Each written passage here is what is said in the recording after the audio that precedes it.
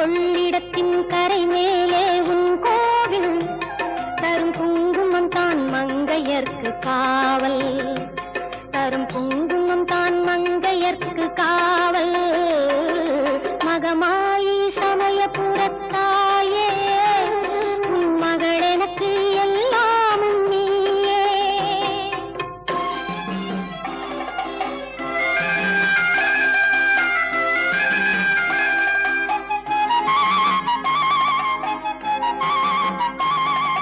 கண் கொடுக்கும் கண்ணபுர தேவி